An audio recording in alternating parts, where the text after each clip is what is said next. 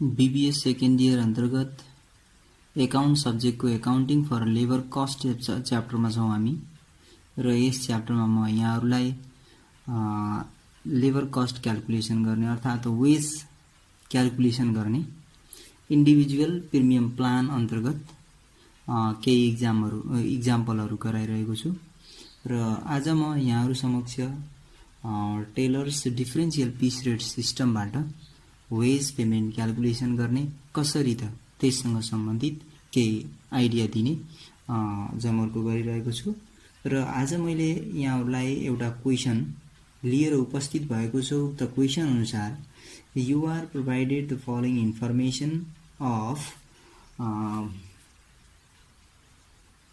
बन्दना manufacturing company अनि जसमा हामीलाई के दिएको छ भने वर्किङ आवर पर डे। मैले यहाँ गिभन पनि सँगसँगै टिप्छु है। गिभनमा वर्किङ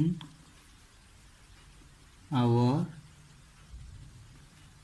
पर डे यो हामीलाई 8 आवर्स गिभन छ। त्यस्तै एग्रीड वेज पर आवर भनेर वेज पर आवर भनेपछि टाइम रेट बुझ्नु पर्यो। टाइम रेट भनेर हामीलाई दिएको छ 80। त्यस्तै नर्मल आउटपुट पर आवर भनेर 20 युनिट्स गिभन छ। Normal output per our 20 units. यो नर्मल भन्नु र स्ट्यान्डर्ड भन्नु एउटै हो। यो इन्फर्मेसन दिएको छ। अझ सँगसँगै के दिएको छ इन्फर्मेसन भने डिफरेन्सल्स इज टु एप्लाइड भनेर हामीलाई 80% piece rate for below standard. Below स्ट्यान्डर्डको लागि 80% भनेको छ हैन। 80% फर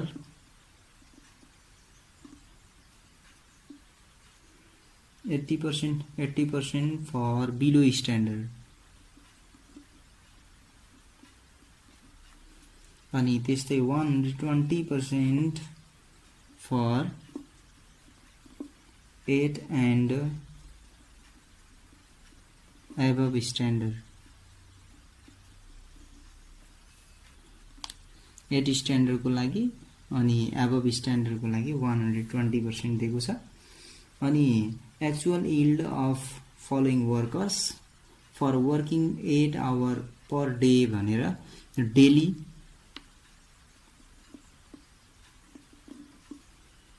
डेली आउटपुट दिएको छ। आउटपुट जुन एक्चुअल आउटपुट भन्छौं हामी, यो एक्चुअल आउटपुट दिएको छ। इन्डिभिजुअल वाइज दिएको छ हैन। जस्तो अनिल भनेर एउटा वर्कर दिएको छ जसले 140 युनिट प्रोड्युस गर्छ रे। अनि त्यस्तै अर्को छ फेरि बिमल। बिमलले 160 युनिट प्रोड्युस गर्छ रे। अनि त्यस्तै अर्को छ चन्द्र। चन्द्रको 170 युनिट्स प्रोडक्सन छ। यदि प्रोडक्सन दिएको छ भने यो प्रोडक्सनको आधारमा हामीलाई रिक्वायरमा सोधेको छ total earning of the worker under Taylor differential piece rate system भनेको छ। र डिफरेन्शियल पिस रेट सिस्टमबाट हामी टोटल वेज क्याल्कुलेसन गर्नुपर्ने छ। यो तीनवटा वर्करहरू हो। सबभन्दा सुरुमा त हामीले Taylor differential piece rate system अनुसार सल्युसन गर्दा के कुरालाई विचार गर्नुपर्ने हो भने यो तीनवटा वर्करहरूले गरेको प्रोडक्सन स्ट्यान्डर्ड भन्दा बिलो छ या एबभ छ भन्ने निकाल्नु पर्ने हुन्छ। जसको लागि यो क्वेशनमा हामीलाई के छ भने यो त पर डे आउटपुट दिएको हो नि। यो पर डे आउटपुट दिएको छ भने हामीले स्ट्यान्डर्ड जुन नर्मल आउटपुट पर आवर भनेर दिएको छ यसलाई हामी के गर्छौं पहिले पर डे मा कन्भर्ट गर्छौं र कम्पेयर गर्छौं। जस्तो सल्युसन मैले यहाँनिर लेखेँ। सल्युसनमा स्ट्यान्डर्ड भन्नु र नर्मल भन्नु एउटै हो है। नर्मल आउटपुट पर डे दिनभरिमा 8 घण्टा काम हुन्छ हैन। 8 आवर्स डेली काम हुन्छ। जस्तो नर्मल आउटपुट पर आवर भनेको हामीलाई कति दिएको छ 20 युनिट्स दिएको छ। 20 युनिट्स इन्टु 8 आवर्स काम हुन्छ भने 8 आवर्सले मल्टिप्लाई गर्ने हैन 8 आवर्स इन्टु 20 गर्छौं हामी कति आउँछ यो 160 युनिट्स आउँछ यो 160 युनिट्स भनेको हाम्रो स्ट्यान्डर्ड हो यो स्ट्यान्डर्डसँग हामी कम्पेयर गर्छौं एक्चुअल प्रोडक्सनको अब यहाँनिर हामीलाई जुन 80% 120% को कुरा हुँदैछ यो 120% र 80% भनेको हाम्रो पीस रेटको कुरा हो पीस रेटको 80% भनेको फर बिलो स्ट्यान्डर्ड हो हैन यदि कुनै वर्करले बिलो स्ट्यान्डर्ड प्रोड्युस गरेको छ or less than standard production छ भने त्यो अवस्थामा हामी के गर्नुपर्छ त भन्दा उलाई बिलो स्ट्यान्डर्डको रेटले अर्थात 80% पीस रेटले के गर्छौं वेज पेमेन्ट गर्छौं तसर्थ हामी सबभन्दा सुरुमा त नर्मल पीस रेट निकाल्नु पर्ने हुन्छ अहिले यहाँ हामीसँग चाहिँ पीस रेट दिएको छैन क्वेशनमा पीस रेट दिएको छैन भने टाइम रेटलाई हामी पीस रेटमा कन्भर्सन गर्नुपर्ने हुन्छ यो time normal piece rate calculation गर्नको लागि time rate divide by standard output per hour गरिन्छ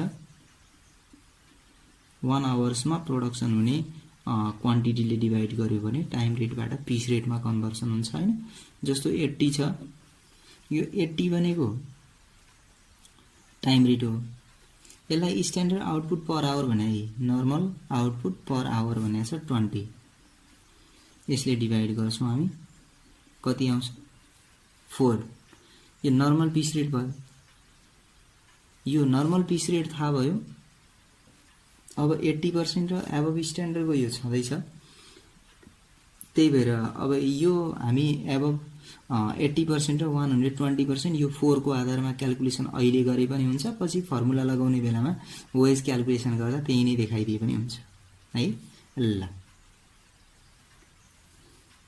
जस्तो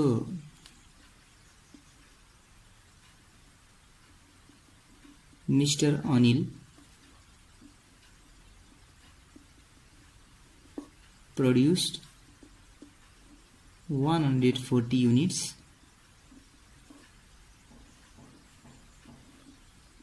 which is below standard किन भयो भने 160 युनिट्स भनेको त स्ट्यान्डर्ड हो यो स्ट्यान्डर्ड भन्दा 140 मात्रै प्रोडक्सन गरेको छ भने यो बिलो छ हैन त्यही भएर बिलो स्ट्यान्डर्ड भयो भने total wages of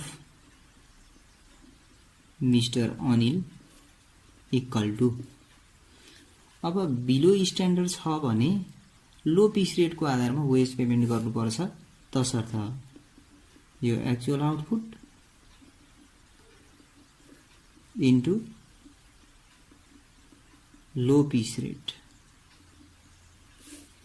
actual output भनेको अनिलले कति प्रोडक्सन गर्यो भन्दा 140 युनिट्स ओन्ली इन्टु लो पीस रेट भनेको 80% अफ नर्मल पीस रेट हो नर्मल पीस रेट भनेको कति छ त भन्दा 4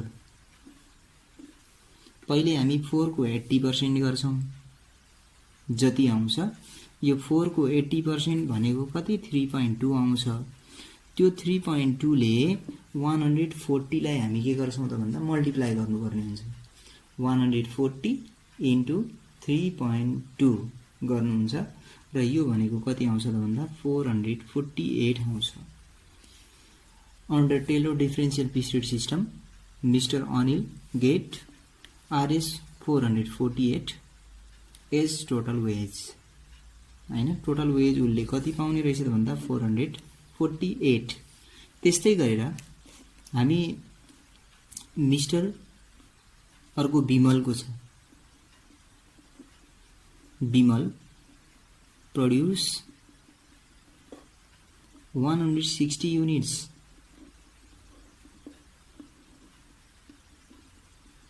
which is at standard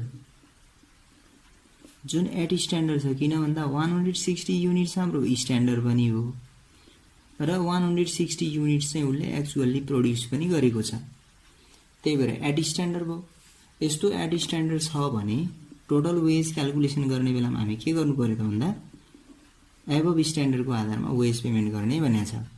जस्तो 120% फर 8 और एबभ स्ट्यान्डर्ड भनेर दिएको छ। तसर्थ यहाँनिर हामी टोटल वेज क्याल्कुलेसन गर्नु पर्यो भने एक्चुअल कति प्रोडक्सन गरेको छ हैन, actual output into high pitch rate गर्नु पर्यो। अब यसमा हामी भ्यालु राख्छौं। एक्चुअल आउटपुट भने 160 युनिट्स हो इन्टु हाई पिच रेट भन्ने बित्तिकै हामी के बुझ्नु पर्यो भने जुन हाम्रो पिच रेट RH4 छ अनि हाई भन्ने बित्तिकै 120% गर्नु पर्यो। पहिले हामी 4 को 120% गर्छौं र 4 को 120% गरिसकेपछि त्यसले इन्टु 160 गर्छौं। 160 सँग हामी मल्टिप्लाई गर्छौं त्यसपछि र त्यसरी जस्तो 4 इन्टु 120% गर्यो भने 4.8 आउने भयो। त्यो 4.8 इन्टु 160 गर्नुपर्ने भयो। त्यसो गर्दा हाम्रो टोटल कति आउँछ त भन्दा 768 आउँछ। यो भनेको टोटल वेज अफ विमल भयो। अनि त्यसै गरेर अर्को चन्द्रको छ। अब फेरि हामी mister Chandra produce 170 units which is above standard। जुन above standard हो जस्तो 160 भने हाई स्ट्यान्डर्ड छ, यो भन्दा सरी यहाँनिर लेख्दिए भाइ 160 युनिट्स भनेको यो स्ट्यान्डर्ड हो। यो स्ट्यान्डर्ड भन्दा के गर्दैछ त भन्दा बढी प्रोडक्सन गर्यो 170 युनिट्स। सो मिस्टर चन्द्रको टोटल वेज कति हुने त भन्दा हाई रेटको आधारमा हाई पिच रेटको आधारमा हुन्छ। तसर्थ एक्चुअल आउटपुट